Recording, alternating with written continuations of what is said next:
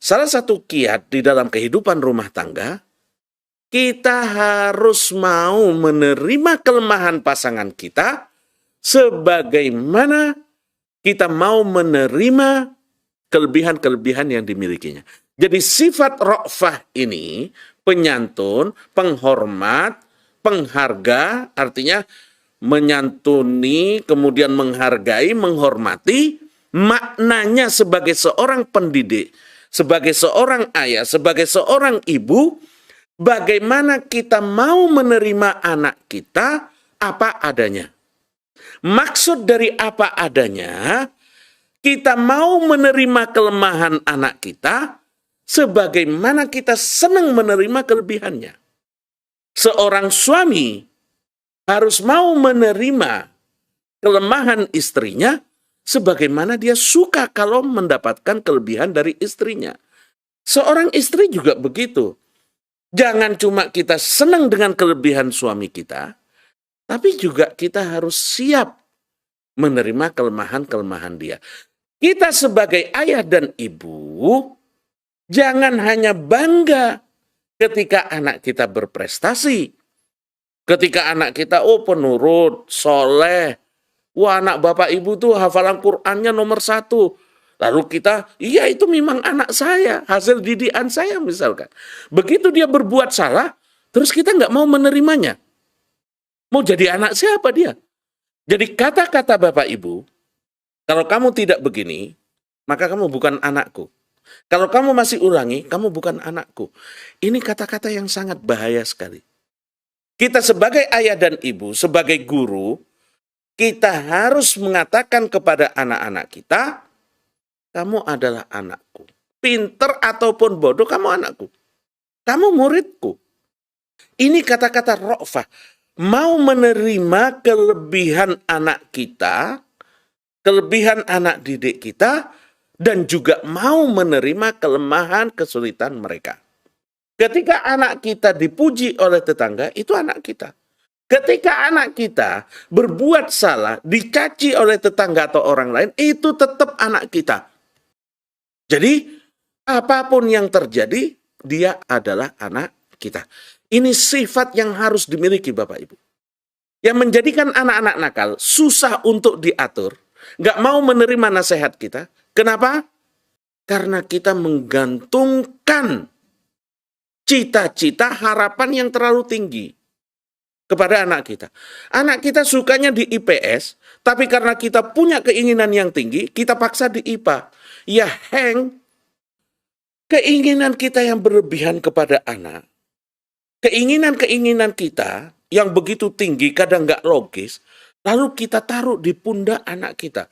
Ya dia pingin anak soleh, pingin hafal Quran, pingin pinter sainsnya, pingin nggak pernah berbuat maksiat, itu cuma malaikat Bapak Ibu. Nggak ada anak yang memiliki sifat-sifat sempurna seperti itu. Seorang anak itu pasti dia akan mukul kawannya, nyokot tetangga kita. Namanya anak kecil, belum mukallaf. Dan kita harus menerima anak kita apa adanya. Ini yang dinamakan dengan sifat ra'uf yang diimplementasikan dengan menghormati dan menghargai. Ketika anak kita melakukan perbuatan-perbuatan buruk atau kemaksiatan, hal-hal yang dianggap tidak pantas, yang kita benci adalah perilakunya, bukan pribadinya. Nabi Lut alaihi salam, kita dapatkan, na'udzubillah ya, beliau itu kan diutus kepada kaum yang melakukan sodomi. Kejahatan yang sangat luar biasa. Apa yang beliau lakukan? Ketika beliau mendatangi kaumnya, beliau mengatakan, ana bi amalikum minal qalin. Saya benci kepada siapa? Apakah kepada kalian sebagai pribadi? Atau kepada perbuatan kalian? Nabi Lut itu mengatakan bi amalikum, bukan bikum. Saya membenci perilaku kalian, bukan pribadi kalian. Ini perlu penjelasan sangat panjang sekali kalau kita detailkan. Bagaimana cara memisahkan antara kesalahan perilaku anak kita dengan pribadi dia? Ketika kita mendapatkan anak kita mecahkan piring di rumah misalkan. Atau dia marah, terus kemudian ngambil batu, dilempar ke lemari, pecah. Bapak Ibu, kalau kita lalu memukul anak kita, berarti yang kita benci adalah pribadi dia, bukan tingkah lakunya. Karena pukulan itu nggak akan pernah merubah perilaku dia. Tapi kalau kita melihat anak kita sedang nakal, dan sebenarnya dalam teori parenting itu nggak ada anak nakal, karena dia sedang melalui fase-fase kehidupannya saja. Kita aja yang merasa terganggu dengan sifat-sifat mereka. Ketika anak-anak kita ini melakukan sebuah perbuatan buruk, tanda kutip kita anggap dia nakal, kalau kita bisa memisahkan antara pribadi dia dengan perilaku dia, maka kita akan berpikir bagaimana caranya untuk merubah perilaku buruknya ini. Bukan bagaimana caranya kita nyakiti dia, mukul dia, minta dia berdiri atau kita teriakin. Seorang pendidik, ayah, ibu yang rauf, yang menghargai, yang menghormati anaknya, maka dia akan mencari cara. Cara yang terbaik apa? Kita usap dadanya. Ustadz, dia berbuat salah. Dia nakal, masuk kita usap. Harusnya tempelin dong. Nggak begitu Bapak Ibu sekalian. Seorang anak yang melakukan kesalahan, kalau kita didik dia dengan cara menyakiti dia, mungkin bisa berubah. Tapi nggak akan panjang Bapak Ibu. Ini juga pembahasan dalam bidang keimanan. Seringkali perubahan kita itu hanya perubahan sesaat. Waktu Ramadan begitu rajin sekali. Waktu haji tersentuh banget. Sholat sunnah, baca Quran, rajin banget. Tapi pulang ke tanah air seminggu, 2 minggu, sebulan, 2 bulan, luntur Bapak Ibu. Pengaruhnya itu tidak berkesinambungan. Cara mendidik kita ke anak-anak, pengaruhnya itu hanya bersifat mingguan atau bulanan. Nggak bisa merubah perilaku dia. Kenapa? Karena caranya salah.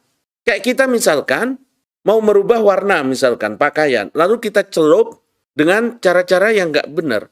Ya udah, memudar dia. Tapi kalau caranya benar, nggak akan berubah lagi. Nah, ketika menghadapi kesalahan dan kenakalan anak, kalau kita lakukan dengan cara menyakiti pribadinya, itu perubahannya hanya bersifat sementara. Buktikan Bapak Ibu, sebulan 2 bulan akan balik lagi. Bahkan rasa sakit yang dia dapatkan dari pukulan seorang ayah, seorang ibu, teriakan seorang ayah dan seorang ibu, itu akan tertanam di pikirannya sampai dia besar. Itu tertanam. Orang tua yang suka berteriak, anaknya sampai dewasa, sampai tua pun setiap mendengar teriakan, yang dia ingat teriakan ayah dan ibunya waktu kecil. Jadi ini perlu kita hati-hati Bapak Ibu. Kalau sudah terjadi kita taubat dan berusaha untuk tidak mengulanginya. Teriakan terutama itu lebih buruk daripada memukul. Jadi jangan sampai di masa tua mereka itu yang tertanam di dalam pikiran mereka, hati mereka, setiap dengar teriakan adalah teriakan buruk yang dia dapatkan dari ayah dan ibunya di masa kecilnya. Coba bayangkan kalau kita udah terbujur, nggak bisa bangun dari tempat tidur kita, di masa tua kita kalau Allah memanjangkan usia kita, anak kita ketika merawat kita, tiba-tiba mendengar teriakan yang sangat keras, dia teringat dengan teriakan kita. Kita nggak bisa apa-apa, udah sakit, berdiri aja nggak bisa, apalagi ke kamar mandi, na'udzubillah. Jadi dari awal, ayo Bapak Ibu kita rubah sejak saat ini, nggak ada yang sempurna. Tapi kita dengan menambah ilmu, itu modal utama untuk meningkatkan kemampuan parenting dan pola asuh kita. Ketika kita rauf, maka kita merubah perilaku anak kita, itulah yang harus menjadi konsentrasi utama kita, dan bukan bagaimana menyakiti pribadinya. Tapi yang kita nilai adalah perilakunya.